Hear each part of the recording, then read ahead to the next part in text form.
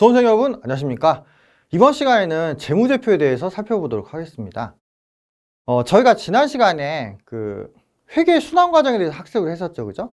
그래서 분개를 해서 전기를 하고 어쩌고저쩌고 하면은 마지막에 재무제표가 나온다 이렇게 이야기 드렸고요. 대부분의 과정들이 전산화되어 있습니다. 그래서 분개를 잘하면은 재무제표가 딱 맞게 나오게 돼 있어요. 예. 그러니까 프로그램이 틀리면 문제가 있을 수 있는데 프로그램의 오류는 그 프로그램 제작 업체가 해줄 문제지 저희 담당하는 사람이 관여할 부분이 아니죠. 예, 그래서 그 부분은 제외하고, 그래서 분개를 하면은 마지막에 재무제표가 나온단 말이에요. 그럼 그 재무제표가 무엇인지에 대해서 저희가 봐야겠죠. 그죠? 원인을 봤으니까 결과물이 뭔지를 봐야 될 거 아니에요. 그래서 재무제표의 의의에 대해서 좀 설명을 드리도록 하겠습니다. 자, 보시면 다음과 같이 되어 있죠. 자, 재무제표란 무엇인가? 자산부채자본 수익비용 확정액을 여러 형태로 정리한 양식이다. 그랬습니다 요거를 이제 한문 뜻대로 풀이하면 이거예요. 자, 재무죠, 재무. 재무는 재물이란데, 재물. 한자 찾아보면 재물이야, 재물. 재물은 뭐예요?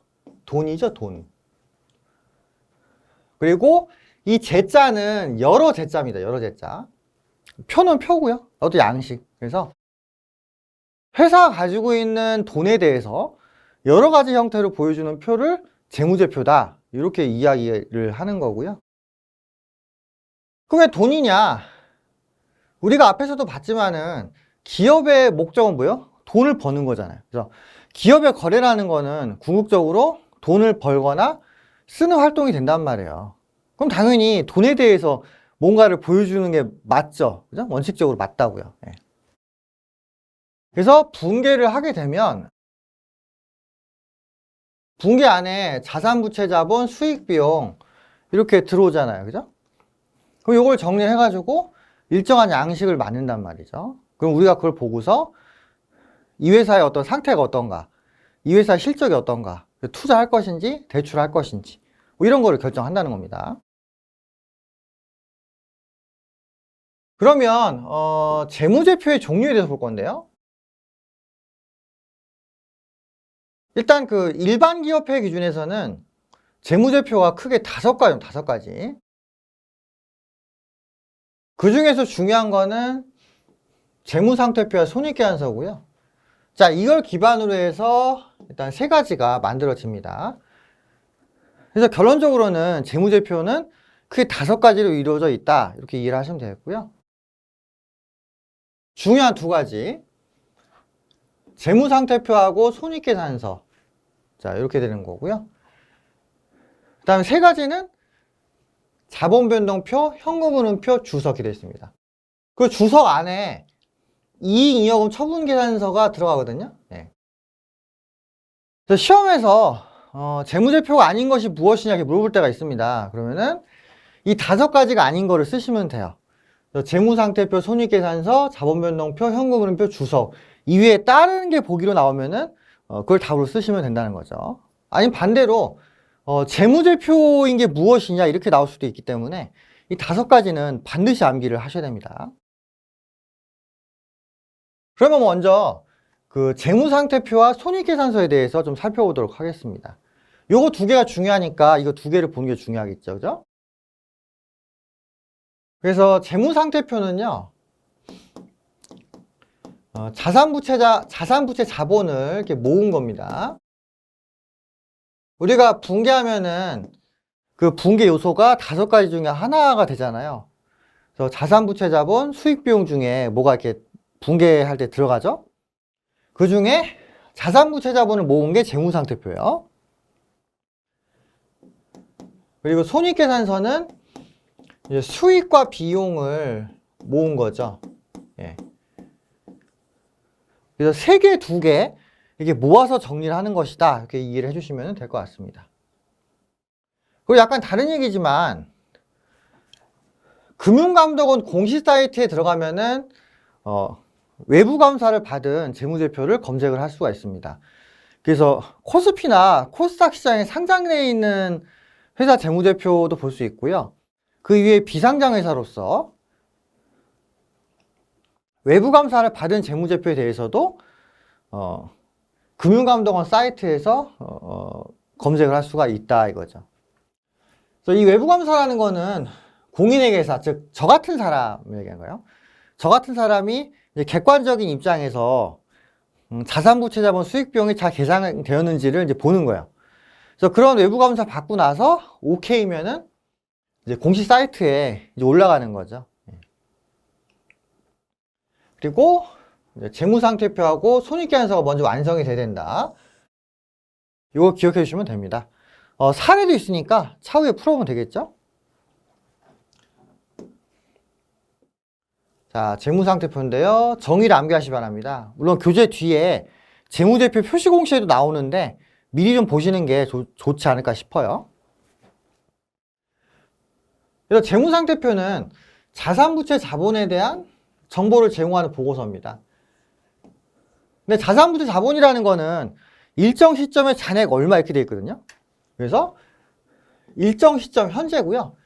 일반적으로 12월 31일 현재 기업이 보유하고 있는 자산부채 자본, 이걸 보여주는 것이 재무상태표다. 이렇게 이해를 해주시면 되겠습니다.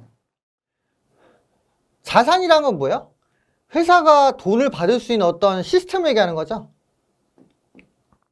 그래서 회사가 돈을 받았을 경우에 이게 어떻게 그 분배가 되냐 이걸 보여주는 겁니다.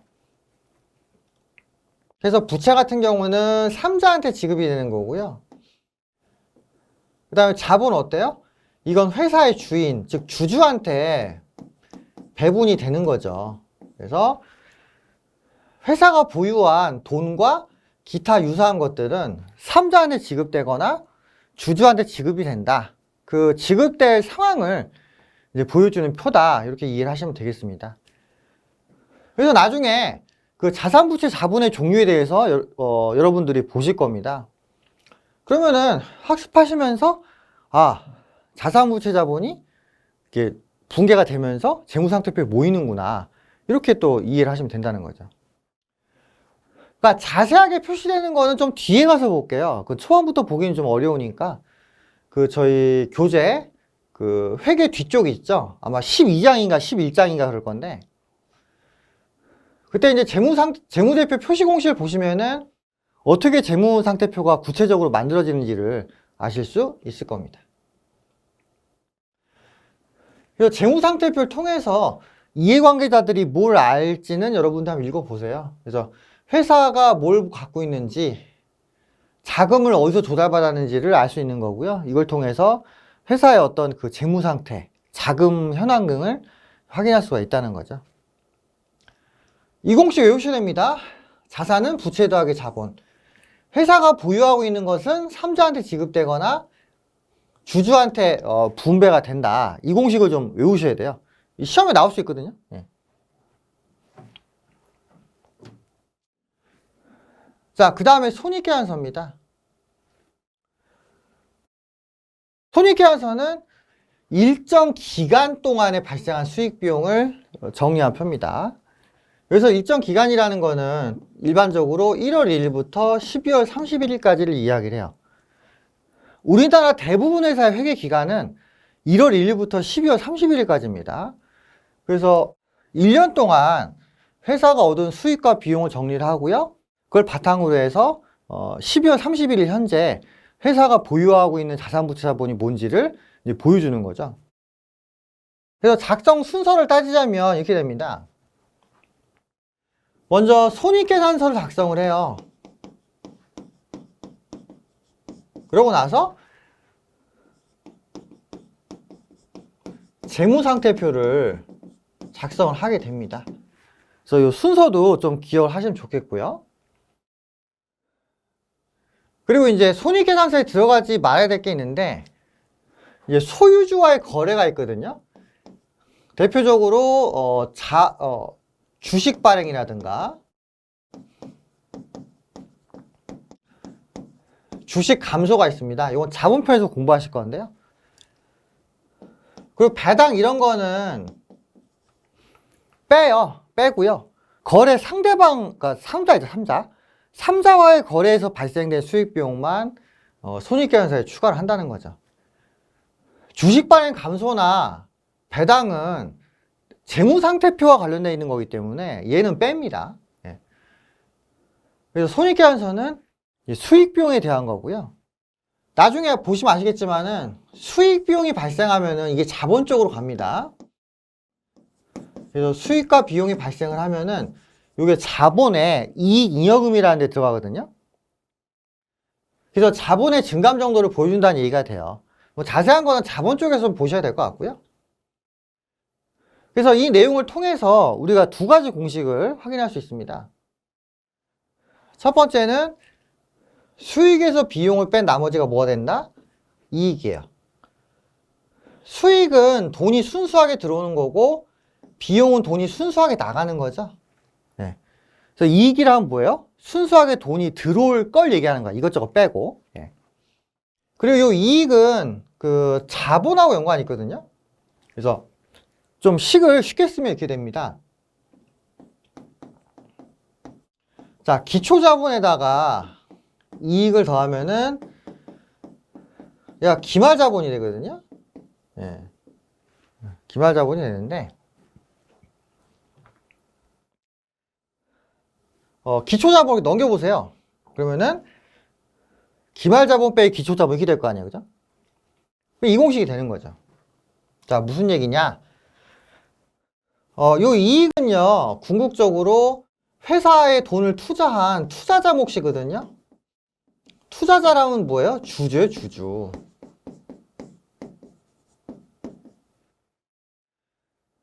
그래서 연초에 자본이 있었어. 자본은 주주의 몫이라고 말씀드렸잖아요. 그럼 연초에 주주의 몫이 있었는데 영업을 통해서 주주의 몫이 더 추가됐어요. 그럼 요 두 개를 더하면은 12월 30일이 현재 주주의 몫이 나온다는 거잖아요. 그죠? 그래서 수익에서 비용을 뺀 나머지를 이제 주주의 몫 이렇게 판단할 수도 있고, 그 다음에 자본의 차를 이용해서 주주의 몫을 계산할 수도 있다. 이렇게 좀 이해를 하시면 되겠습니다. 전산회계 2급 수업 들으신 분들은 아마 쉽게 이해를 하실 거예요. 이거 전산회계 2급에도 내용이 똑같은 게 있잖아요. 그죠? 그 전산회계 2급하고 1급은요, 중반까지 내용이 거의 비슷해요. 자본이라든가 기타 다른 데에서 좀 내용 차이가 나는데, 일단 회계 쪽에서는 한 3분의 2 정도는 거의 내용이 비슷하다. 이렇게 이해를 하시면 됩니다. 제가 과거에도 말씀드렸지만은, 만약에 전산회계 1 공부하시다가 힘드시면은 전산회계 2급 강의를 좀 듣고 오셔도 된다 그랬죠? 예.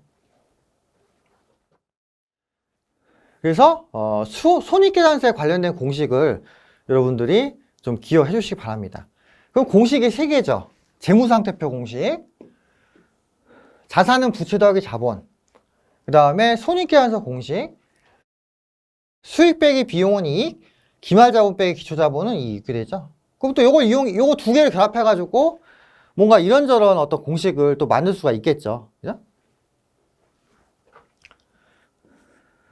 자, 그럼 넘어가겠습니다.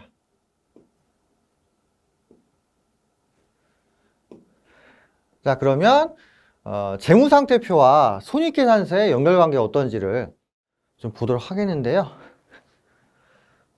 일단 1년 기준으로 하면요. 1년 기준으로 하면은 한 회계기간의 시작점을 기초로 합니다. 기초. 그죠? 여기 밑에 써있죠? 기초. 처음 시점을 기초라고 하고요.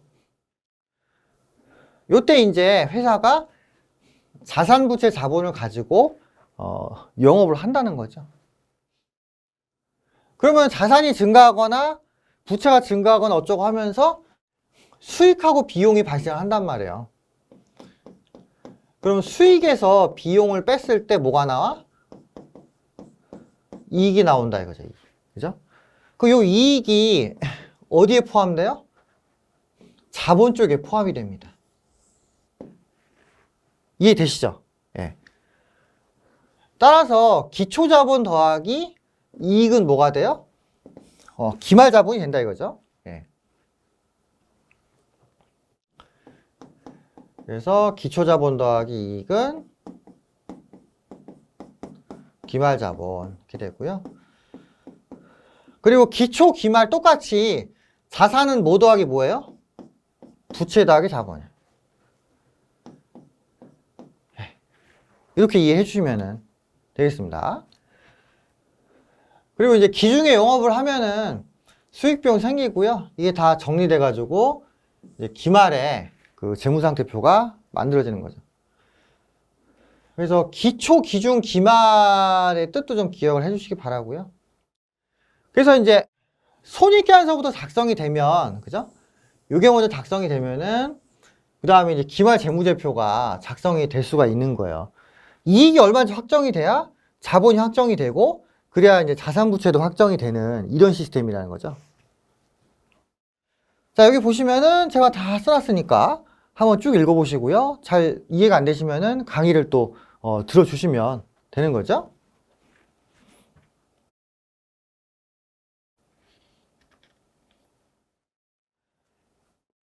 자, 그 다음 보시겠습니다. 그러면 여러 기간 동안에 영업이 이루어진다고 했을 때 재무상태표와 손익계산서의 어떤 관계가 어떤지도 한번 좀 볼 건데요. 일단은 3년치 볼게요. 3년치. 그래서 전년도, 올해, 내년 볼 건데요. 전년도를 전기라고 합니다. 전기. 그리고 올해를 단기라고 하고요. 내년은 차기라고 합니다. 차기. 자, 이 상태에서 다음과 같은 관계가 성립됨을 알 수 있죠. 전기 초에 자산, 부채, 자본을 가지고 영업을 띱니다. 자산은 부채 더하기 자본이다. 그 이야기 드렸죠. 이걸 가지고 회사가 수익 비용을 창출을 시켜요. 그럼 수익 빼기 비용 하면은 이익 나오잖아요. 그럼 이 이익이 어디로 가요? 이익이 자본으로 가면 자본. 그래서 자본의 이익 잉여금으로 포함이 됩니다. 요 얘기는 나중에 기억하셨다가 자본 쪽에서 좀 보시면 돼요. 자본에 어디에 들어가냐면은 이익 잉여금. 또 말로만 하면 좀 여러분들이 잊어버리실 수 있으니까 제가 써놓죠. 자, 이익 잉여금. 네. 그래서 전기 말에 다 정리가 됐어요. 수익에서 비용 빼가지고 이익 나오고 이익을 자본에 포함시키고 자산 부채가 다 마무리됐단 말이죠. 그러면은 전기 말 금액이 단기초로 2월 됩니다. 전기 말 이퀄 단기초 이렇게 돼요. 그래서 전년도 12월 31일이 이제 1월 1일로 바뀌는 거죠. 네. 그러면서 전년도의 자산 부채 자본이 올해로 넘어오게 됩니다. 그러면은 올해의 어떤 올해의 자산 부채 자본 가지고 또 수익 비용을 만들겠죠, 그죠? 그래서 단기초의 자산 부채 자본을 가지고 수익 비용을 또 만든단 말이에요. 그럼 또 이익이 생기겠죠, 그죠? 그 이익은 단기말 자본으로 흡수가 되고요.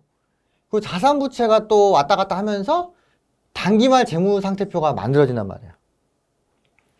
단기말은 어때요? 올해 말은 내년 초죠? 그래서 단기말은 이제 차기초가 된다는 거고요. 그래서 차기초에 관련돼 가지고 자, 수익에서 비용을 또 빼서 또 이익을 만든다는 거죠. 차기초에 자산부채 자본을 가지고 차기의 수익 비용을 만듭니다. 그럼 이익이 나니까 이 이익을 또 자본에 흡수시켜 가지고 차기 말 재무제표를 만드는 거죠. 예.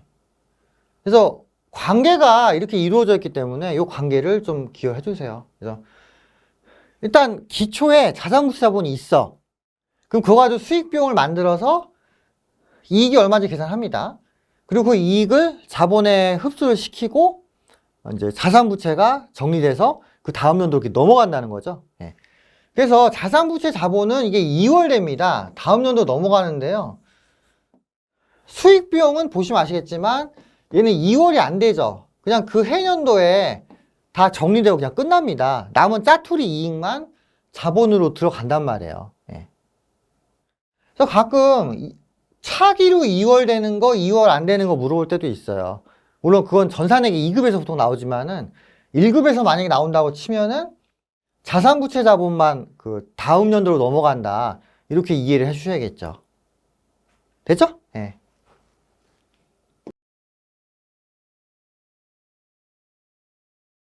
이렇게 해서 재무상태표와 손익계산서에 대한 정의를 좀 봤고요. 그럼 그 이외의 재무제표가 뭔지를 또 좀 봐야 될 필요가 있습니다. 세 가지죠. 예. 자본변동표, 현금흐름표 주석인데요. 자본변동표는 자본의 크기와 변동에 대한 정보를 제공을 하는 겁니다. 나중에 보시면 아시겠지만 일단 법인회사의 경우 자본의 세부 항목이 5가지가 있어요. 그래서 자본금, 자본잉여금, 그 다음에 자본조정, 그 다음에 뭐가 있죠? 예. 기타 포괄손익 누계 이렇게 있고, 마지막으로 이익잉여금 이렇게 되어 있어야 된다는 거죠. 그래서 자본의 어떤 증감에 대해서 이제 보여주는 겁니다. 별도로 보여주는 거죠. 법인회사의 경우는 자본 항목이 많기 때문에 이거에 대해서 좀 증감 내역을 보여줄 필요가 있다는 거고요. 그 다음에 현금흐름표. 현금만 또 따로 빼가지고 볼 필요가 있다는 거죠. 일단 기업의 목적은 돈을 버는 거고요. 근데 이제 돈을 벌다 보면 금전 이외에 다른 것들도 늘거나 줄잖아요. 그러니까 일단 포괄적으로 보자는 게 재무상태표나 손익계산서고, 좀 디테일하게 보자는 게 자본변동표, 현금흐름표입니다. 그래서 현금흐름표는 돈에 대해서만 따로 뽑아가지고 진짜 돈 잘 벌은 날을 보자는 거예요. 그리고 마지막으로 주석. 앞에 4가지 재무제표에 넣기 좀 애매한 거 있죠. 약간 수치로 환산할 수 없는 중요한 팩트들이 있단 말이에요. 이제 그런 부분들을 이제 추가로 모아놓은 데가 주석이 되는 주석. 예. 그래서 재무제표가 크게 5가지다 이렇게 이해해 주시고요. 그 다음에 이제 이익잉여금 처분계산서라고 나오는데 이건 나중에 자본표에서 공부할 건데요. 일단 회사가 이익을 내면은 이걸 어떻게 쓸 것인지에 대해서 계획을 좀 짜야 됩니다. 그래서 그 계획에 대한 게 이익잉여금 처분계산서인데요. 요 이익잉여금 처분계산서는 재무제표가 아니니까 만약 문제에서 재무제표가 아닌 것 이렇게 물어본다면은 요걸 쓰시면 돼요. 그리고 요거와 비슷하게 나오는 걸로 뭐가 있냐면은 합계잔액계산표가 있습니다. 그래서 이것도 가끔 재무제표인 것 아닌 것 나오거든요. 합계잔액계산표는 재무제표가 당연히 아니죠. 왜? 얘는 재무제표 만들기 전에 나온 거잖아. 그러니까 당연히 아니죠. 예.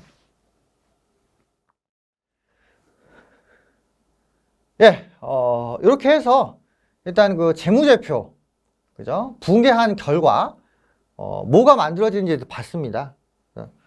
일단 또 이렇게만 들으면 좀 이해가 안 될 수 있기 때문에 다음 강의 때 재무제표 작성을 좀 해볼게요. 한 번에 하면 좋은데 일단 여러분들이 좀 왠지 많이 힘들어 하시는 것 같아요. 그래서 여기서 끊고 그 재무상태표와 손익계산서 만드는 법을 간단히 말씀을 드리고 또 다음 강의로 가도록 하겠습니다. 예, 강의 들으시느라 고생하셨고요. 다음 시간에 뵙도록 하겠습니다.